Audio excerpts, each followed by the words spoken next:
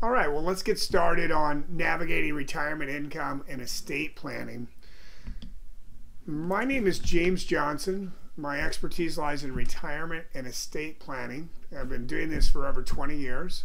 I'm top of the table for MDRT, Million Dollar Roundtable. Was Master Lead Advisor for Ed Slott for more than 9 years. Ex-Marine, father of 2, currently the president of my Irvine Rotary Club, and many other hats that I wear throughout my life. Tonight's agenda will be this. There'll be 3 sources of guaranteed income: pensions, Social Security, and annuities, retirement stats, and estate planning basics, what is probate, the solution, and then we'll have the floor for questions. But because this is not a webinar, this presentation will not have any questions open to it. You can put your questions in an email to us, reach out to us, set up a no-cost, no-obligation appointment to meet with us, and we'll answer any and every question that you may have. So the basic questions are this, is what does retirement mean to you? And when do you plan to retire? And how long will your retirement last? Now, the funny thing about this is that I, as a retirement expert, that's my expertise lies in retirement and estate planning, I would tell you to never retire. Redesign. We're living much longer in life, and so how long do you want to be just sitting on the couch and eating bonbons or whatever it is that you plan to do in retirement? And trust me when I tell you this, anything that you do over and over and over every single day turns into a job. So frequently, it's better to find something you love to do after you're done doing what you had to do, and then continue to do that. And if you already love what you do, why would you quit doing it? Now, what you need to understand is you've been playing a game. And what you're doing is you're over here and you're playing the first part of the game. And that game is called accumulation.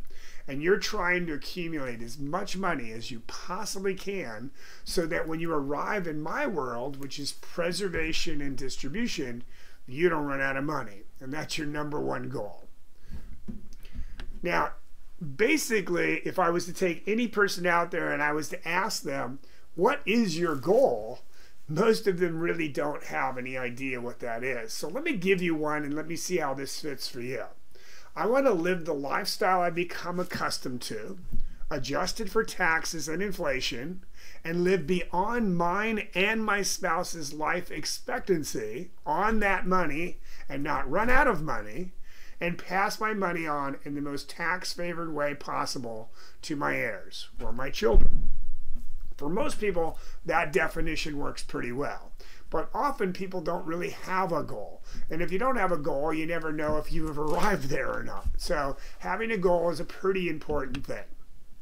Now, there are going to be 3 sources of income when you get to retirement. And make no mistake, in order to retire, you must have one thing. What you must have is you must have a paycheck. Now, your paycheck is going to come from one of these 3 sources: pensions, Social Security, and or annuities. Outside of that, as far as guaranteed income goes, everything else is a hope and a wish list. Even rental properties, because I happen to own some rental properties, and I can tell you that is not a guaranteed paycheck. So what we have here is we have a need, and this is the amount of money that we must have to live the lifestyle we've become accustomed to, adjusted for taxes and inflation, and not run out of money. Down here we have these known incomes, or known paychecks, and in between there we're going to have a gap. And that gap will have to be filled with our other assets, the other money that we've accumulated over time.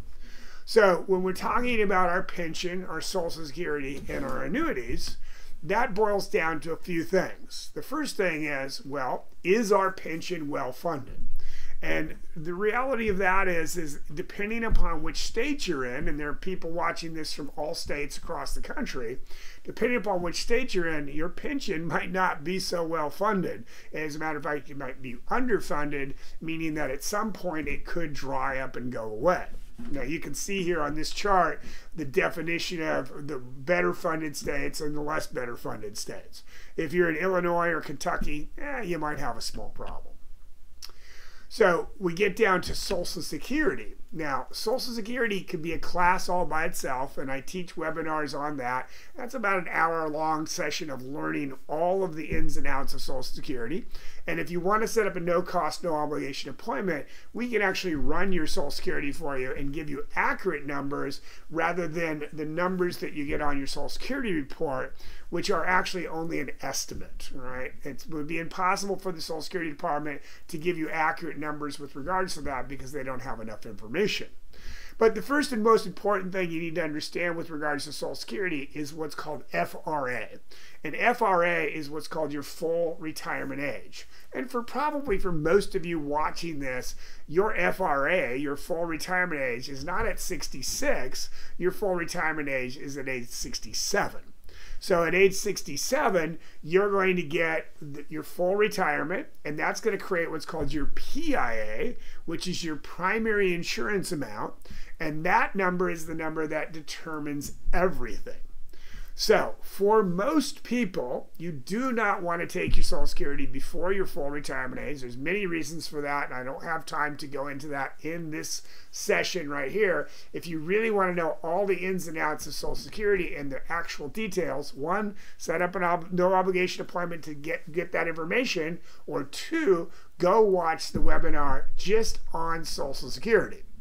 But the one thing you need to know is that Social Security, it will grow every single year you wait, and it will grow by 8%. Now, if you take your Social Security before your full retirement age, it will actually decrease. It will go the opposite direction, and there will be penalties for still working. Once again, go watch that webinar. But I can tell you there is nothing available on the market today that can give you a guaranteed 8% growth every single year you wait. No annuity, no nothing out there. Now, annuities come close, but there's nothing that gives you that guaranteed 8% every year you wait. So if you're married, you probably should be waiting to take your Social Security to age 70 for the highest earner, and for the lowest earner, possibly you could be taking it as early as 62, but you do need to sit down and do that Social Security planning before you do so. You guys know what you call a person that with a little bit of information, and the answer is dangerous, all right? And what happens after you watch one of these webinars or one of these videos is that you become dangerous because now you have a little bit of information. I only have so much time here to explain this stuff to you, and if you run away from here thinking you've got it all figured out, I can assure you, you probably don't, okay? You probably need to sit down and do some more serious planning. Now, the other thing that Social Security can do for you is it can provide some inflation protection. However, that's not a guarantee, and often Social Security gives an inflation protection of 0, although they've given some of the highest ones in just the last 2 years. When we're running our inflation against Social Security, generally we're going to use a number of 1.5% because we want to be conservative in the numbers that we're looking at. Now, your Social Security statement, okay? So it's very important that you read your Social Security statement, because the number of quarters that you need to get qualified for Social Security is 40, but the number of years that they use to determine your Social Security is 35 of your highest year earning years. Now, your Social Security statement will say that Social Security benefits are not intended The Social Security are not intended as the only income source when you retire. On average, Social Security replaces about 40% of your annual pre-retirement earnings. You will need other savings, investments, pensions, or retirement accounts to live comfortably when you're in retirement. I can tell you that for most people, you're not average, okay?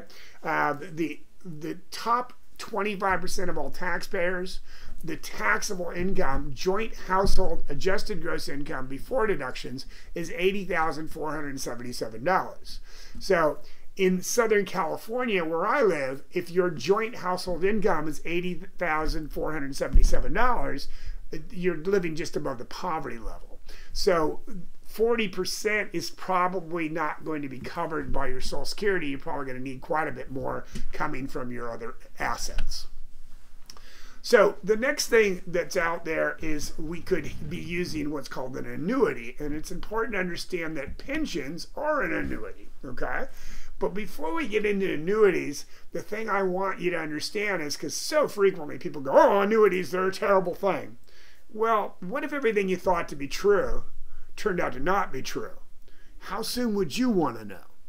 Now, I don't get to talk to you when I'm doing this video right here, but I want you to write down what your answers are to these questions that I ask you and compare notes to what the outcome is. So my first question for you would be, what is a CD? All right. And most people would tell you a CD is a certificate of deposit in a savings. It's a savings product with a bank that earns an interest rate on a lump sum for a fixed period of time. And if you take it out early, there's penalties for taking it out early. Now, I would tell you everything about that is true. However, one thing I would say is incorrect, and it's just a joke, but I don't call it a certificate of deposit. I call it a certificate of disappointment. So, we take our money, we put it in a banking institution. Now, it's important to understand how banks make money. The way banks make money is they borrow money from the depositors, you putting money in a CD, and then they loan money to the borrowers, which is also you, okay? And in addition to that, for every dollar that they get, the government gives them 4, and they're leveraged to the max.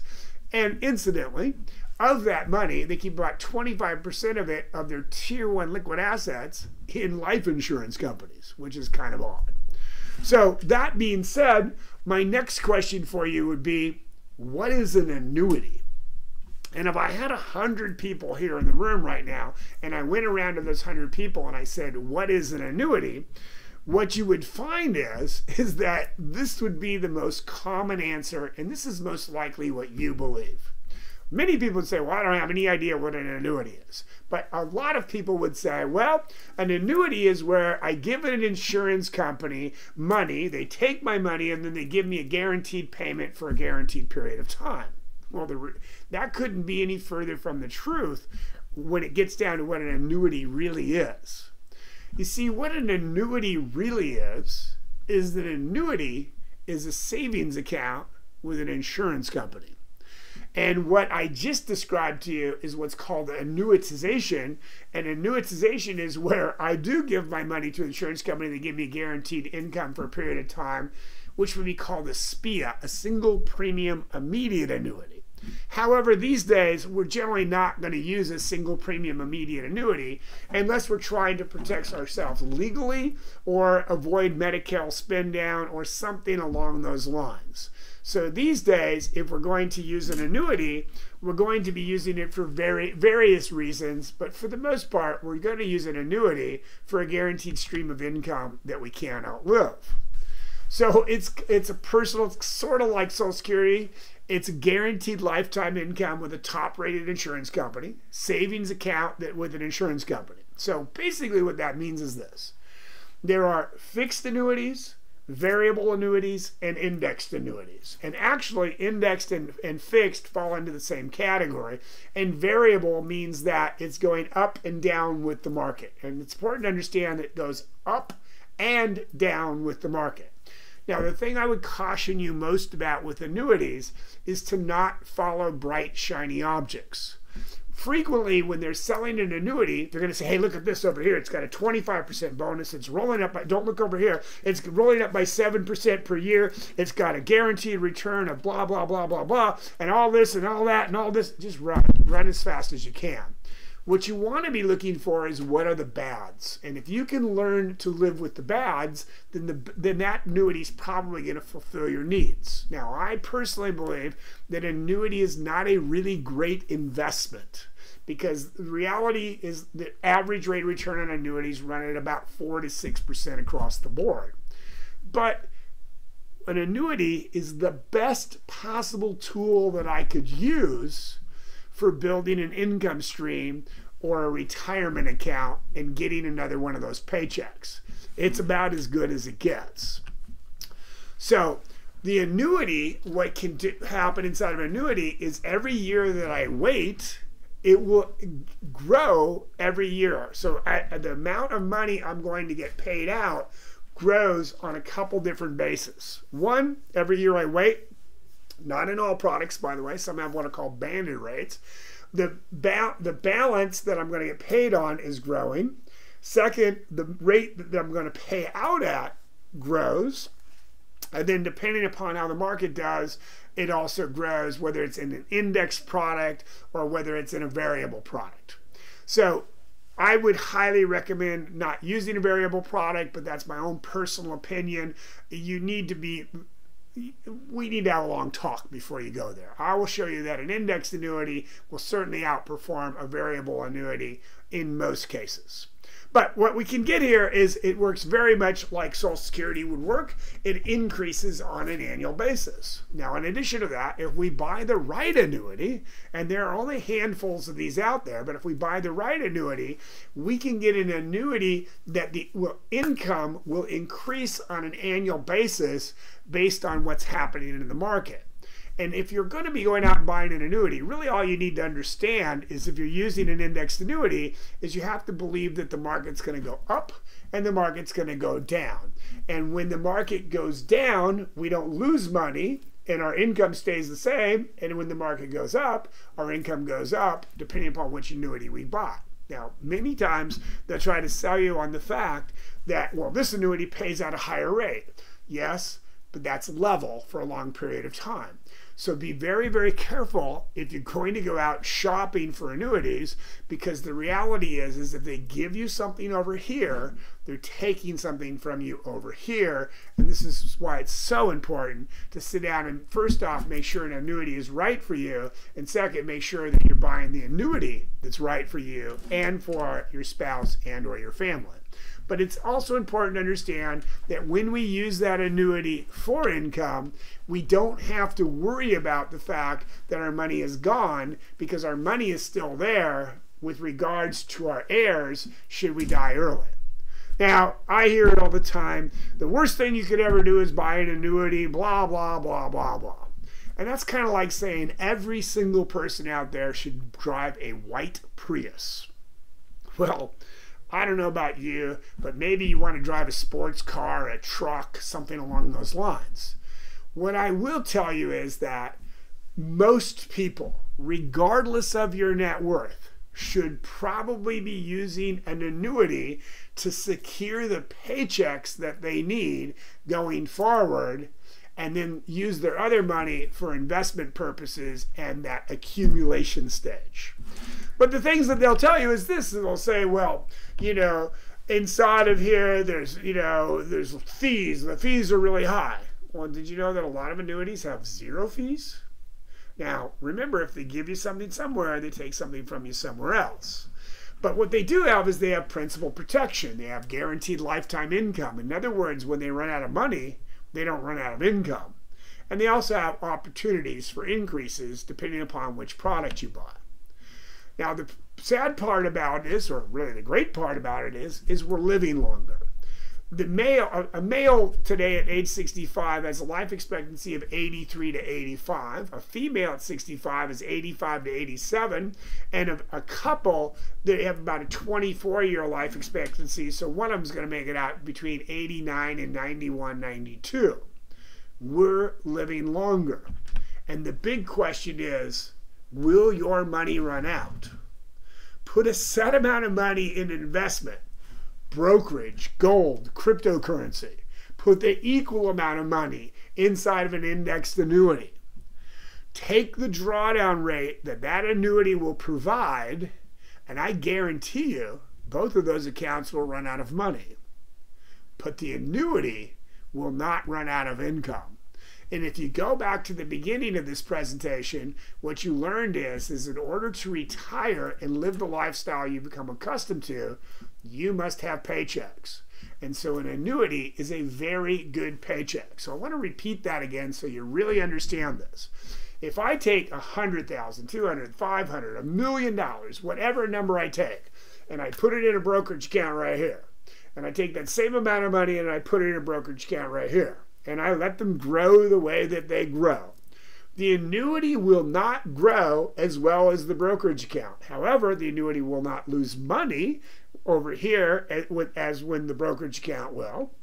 But the reality of the matter is no matter what I do, if I take that pay down rate that the annuity is going to provide me and I apply it to the same account. So in this account, I take out $10,000 a year. In this account, I take out $10,000 a year.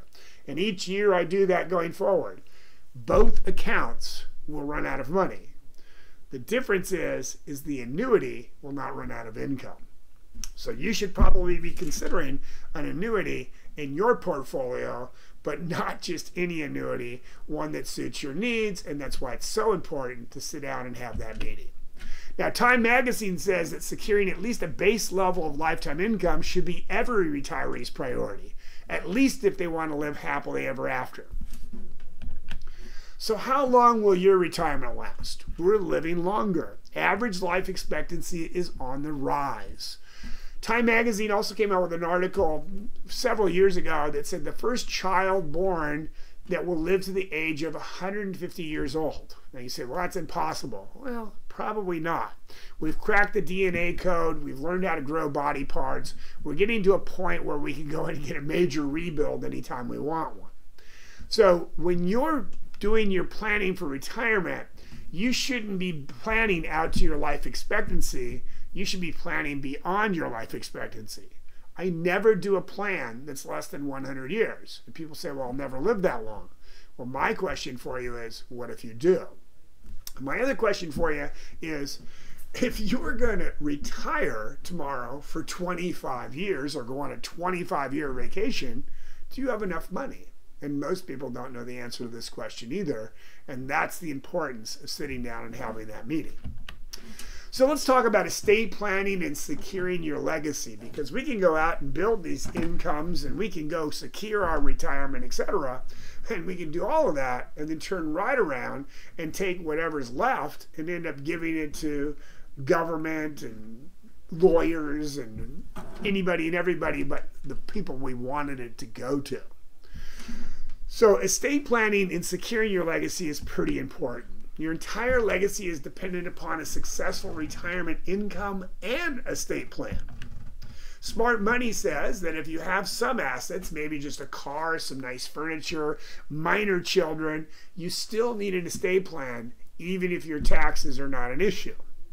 Now, it's important to understand that today, for most people, estate taxes are not a problem depending upon which state you live in. You may have an estate tax problem in some states, but federally, most people are exempt from estate taxes because of the exemptions for estate taxes. 56% of Americans do not have an estate planning document in place. 23% of Americans, adults over the age of 50, have a trust. But what I found is that of those 23% that have a trust, 50% of them, their trust isn't done. They haven't funded their trust and they haven't notarized their trust. So really what they have is a pile of paper, because that pile of paper is not going to do them any good without making sure that it's complete. It's important to understand that basically what this estate plan is going to do for you is it's going to do two things. It's going to keep you out of probate at death, and it's going to keep you out of conservatorship in life. So why don't more people have an estate plan? Well, first off, they think it's an intimidating process. Second, they're worried about the attorney cost. Third, they never want to talk about it because, you know, after all, we're not going to die. We're going to live forever, right? Well, I have news for you. You're not going to live forever. As a matter of fact, death is guaranteed. It's the price for birth. And they also believe that it's too complicated. Now, sometimes that can actually seem right. But the reality is it's not complicated if you have an easy process by which to do it, and you have an easy system by which to do it, and you understand why you need to do it. So, however, at the end of the day, everyone has an estate plan. The reality is you have your plan or you have the government's plan. Because probate is a legal process by which they verify your will. If you do not have a will, they provide you with one. So, do you want your wishes to come true, or do you want your wishes to be planned by lawyers and judges, etc.? So, your options are this. First, you start off by asking two questions. Who do you want to make your decisions over your assets, your health care, and your family's future? You or the government? And how much of your estate do you want to be paid to courts and lawyers? Now, I usually make a joke at this point, and many people get offended by this, but if you really think about it, there's some serious truth to it. What is the difference between a lawyer and a prostitute? And the answer is, a prostitute will stop screwing you after you're dead. A lawyer will keep going and going until the money's all gone. Now, case in point would be the Howard Hughes case, which Howard Hughes's estate was in probate for over 35 years. 3 generations lived off of that estate through legal fees, etc. So, if you have no estate plan, then that means you're going to probate, okay? And in probate, the court decides who receives your assets. Your private matters are public. So that means that if you are in probate right now and one of your friends or relatives died, I can go down to the court today and find out everything about your estate through the probate process. Families wait months to receive their assets, and sometimes even years. So if you go out here and you want to go through probate, you can figure that probate's going to take an average of 12 months, and typically it's even more than that. If you are in more than one state, so you have real estate in other states, you're going to have multiple probates, and there's thousands of dollars of cost and fees in this process. Cost to probate, the filing fees alone for California, $395, Florida, $400, Idaho, $223 and $300. If you want to know what the fees are in your state, just Google the cost of probate in your state. There's legal notice fees, there's bond fees, there's personal representative fees, there's attorney's fees, and appraisal fees. Fees, fees, fees. It sounds a lot like the government. There's a tax for this, there's a tax for that. Average cost of probate ranges between 1 to 8% of your estate. So what we like to say is 3 to 8% of your gross estate.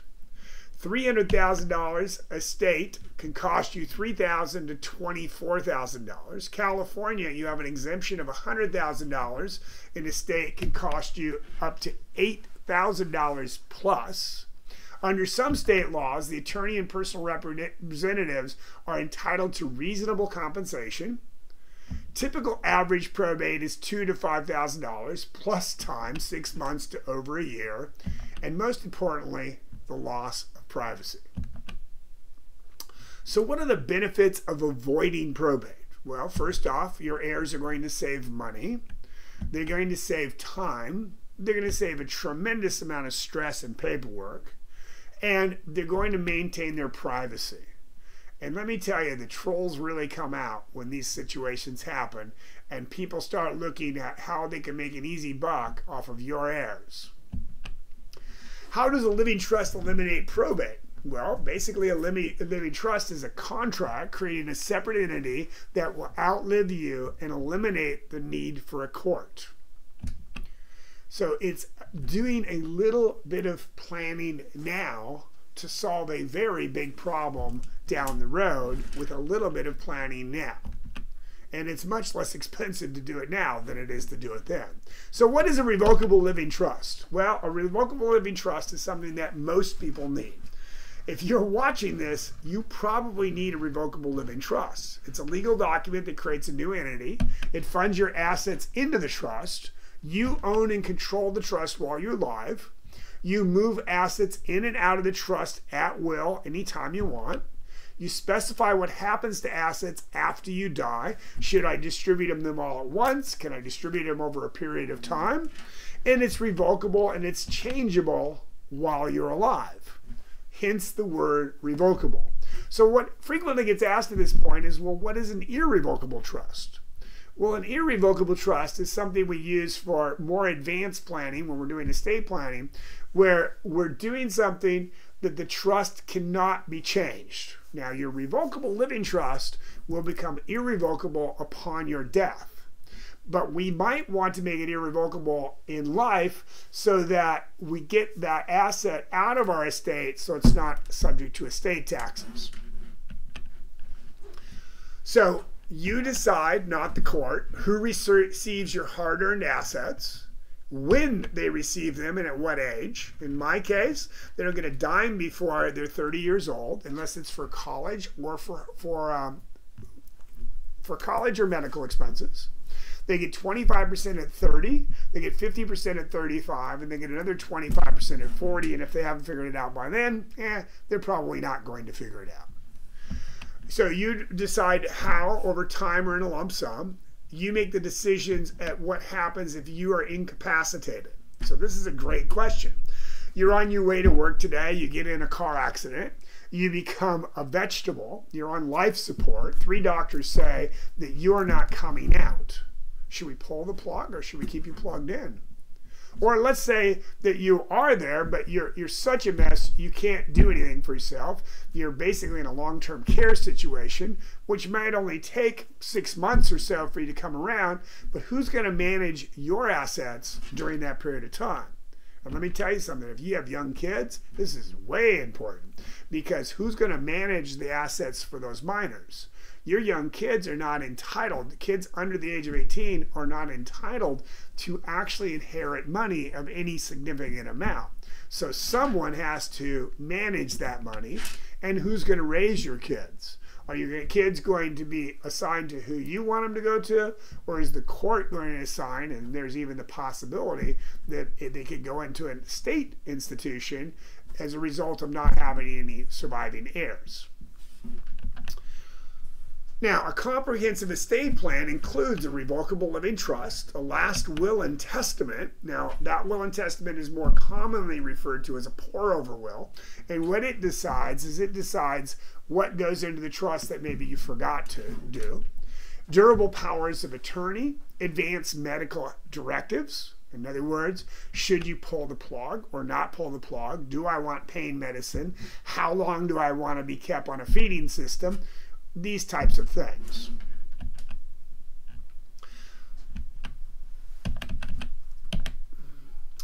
So what's the solution?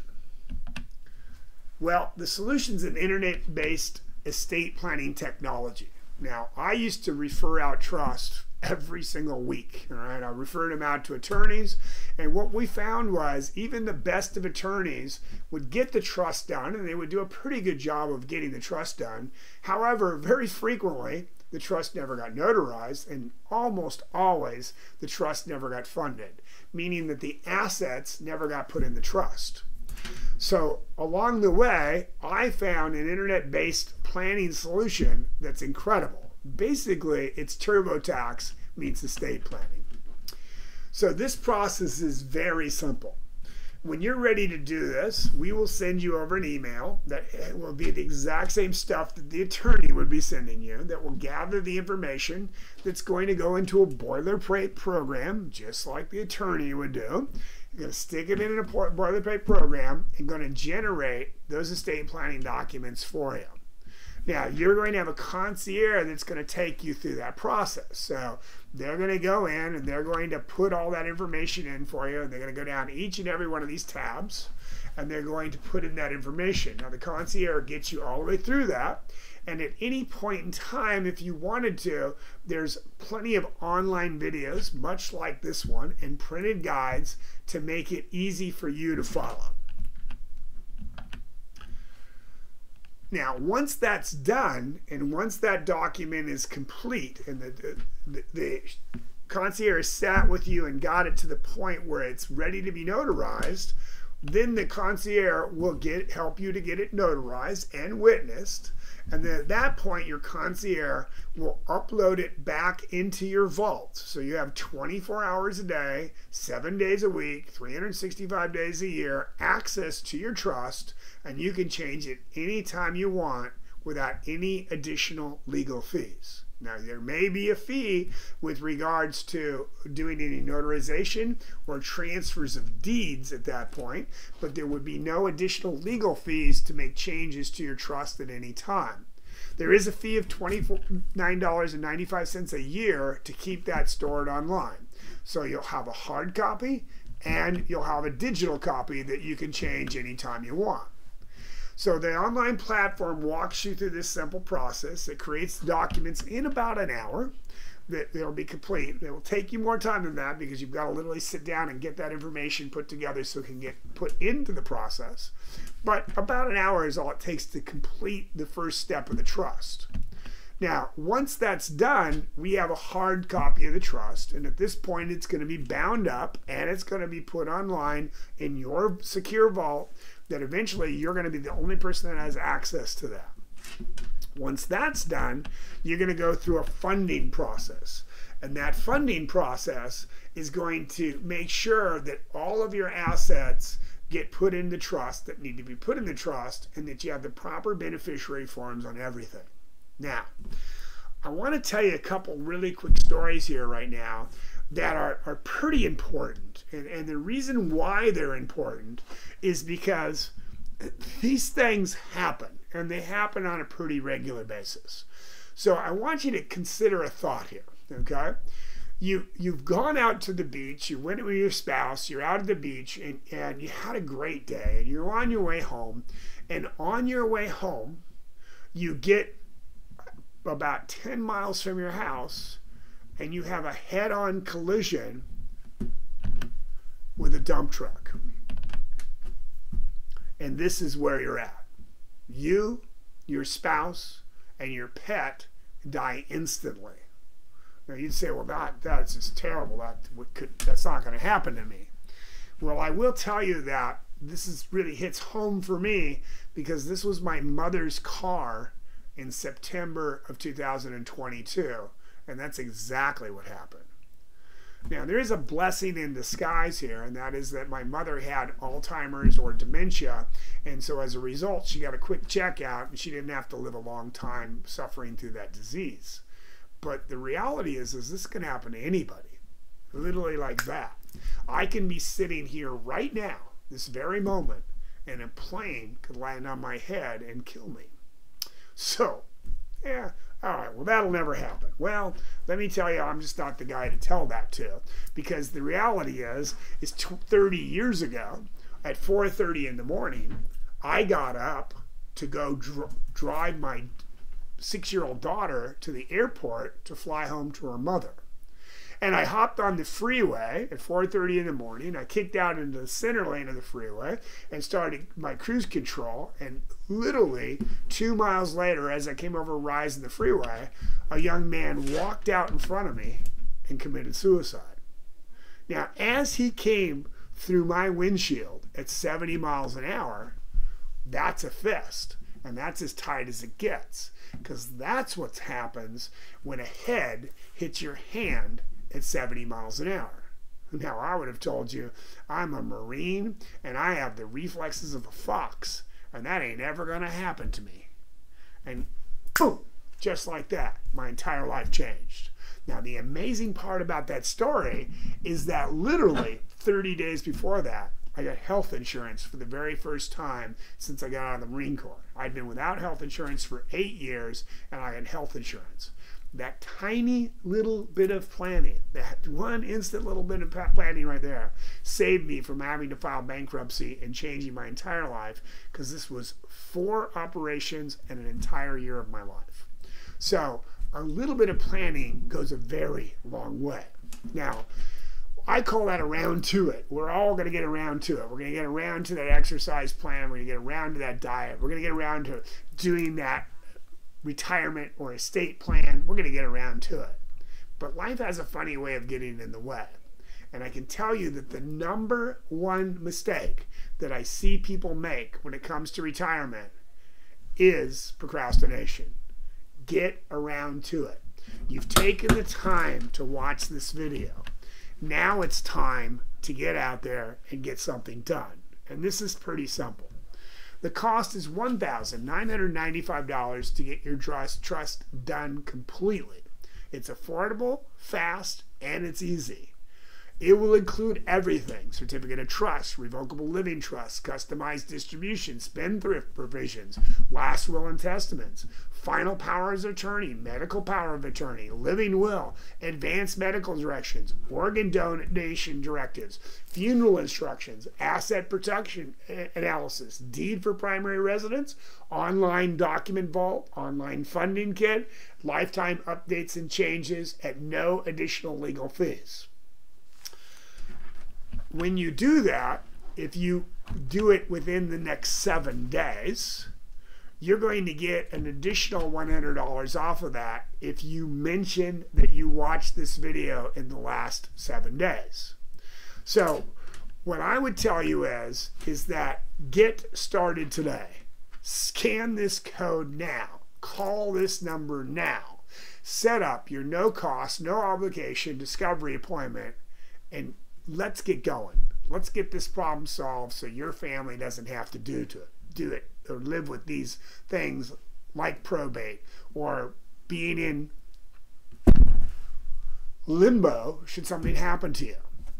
So my line is always this: remember to live like you're going to die tomorrow, and plan like you're going to live forever, because you just might. So keep smiling.